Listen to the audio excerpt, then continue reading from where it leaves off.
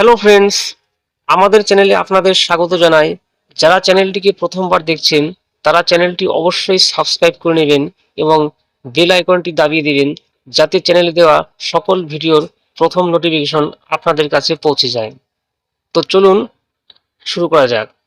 তো আজকে যে বিষয়টি নিয়ে আমরা আলোচনা করব সেটি হলো ডাব্লিউবি এসএসসি এসএলএসটি 2025 কি কি আপডেট আছে, তো সে বিষয়ে আমরা এক এক করে দেখে নেব। প্রথমত, নবম দশমে কি বহু ফর্ম বাতিল হতে চলেছে, এই বিষয়ে আমরা বিস্তারিত আসব।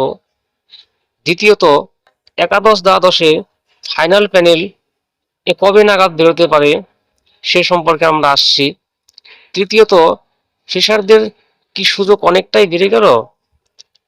চতুর্থত, যারা ডাক পেলে না, তো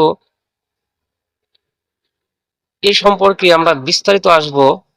তো প্রথম যে বিষয়টি হলো সেটি হলো নবম দশমে কি বহু ফর্ম বাতিল হতে চলেছে।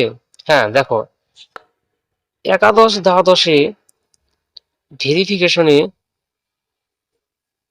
বিভিন্ন কারণে বিভিন্ন প্রার্থী পদ বাতিল হয়েছে। কারণ ওই অনেকেই ফর্ম ফিল আপ করার সময় বিভিন্ন ভুল তথ্য দিয়ে তারা ফর্ম সাবমিট করেছিলেন, সেটির জন্য অনেক ফর্ম বাতিল হয়েছে। এবং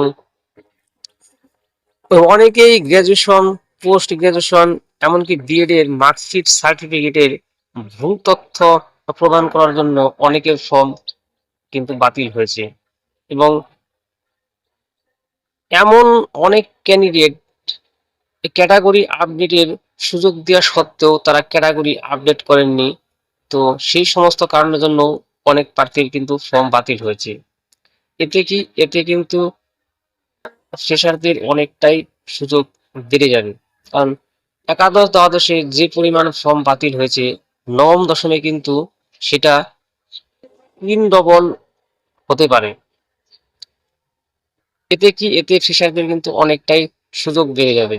আর নবম দশমের ভেরিফিকেশন হওয়ার মোটামুটি 15 থেকে 20 দিন পর কিন্তু তাদের ইন্টারভিউ শুরু হচ্ছে। আর একাদশ দ্বাদশের ফাইনাল প্যানেল কবে নাগাদ বের হতে পারে, তো এ বিষয়ে একটি আপডেট উঠে আসে যে জানুয়ারি মাসের শেষের দিকে একাদশ দ্বাদশের ফাইনাল প্যানেল বেরোতে পারে।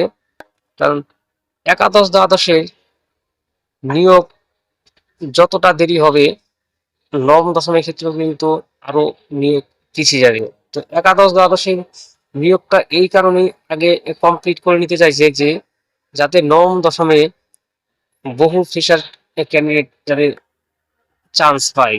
তো সেই কারণে এসএসসি একাদশ দ্বাদশের নিয়োগ প্রক্রিয়াটা আগে শেষ করে নিতে চাইছে, যাতে নবম দশমে প্রচুর সংখ্যক প্রার্থী সুযোগ পায়, বিশেষ করে ফ্রেশার প্রার্থী।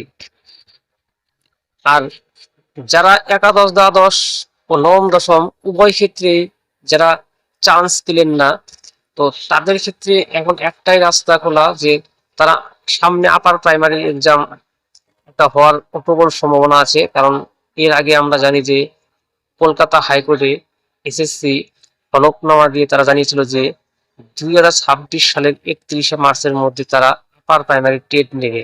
তো সেদিকটা আমরা যদি লক্ষ্য করি যে হয়তো এসএসসি এখন যে প্রেশারের মধ্যে আছে যে নবম দশম একাদশ দ্বাদশের নিয়োগের কমপ্লিট করতে পারেনি, গ্রুপ সি গ্রুপ ডি এখনো পরীক্ষা নিতে পারেনি, তো এটা আমরা ভেবে নিতে পারি যে হয়তো ভোটের আগে ফর্ম ফিল আপটা করে নিবে, তারপর এক্সাম নেবে জুন জুলাই মাসে।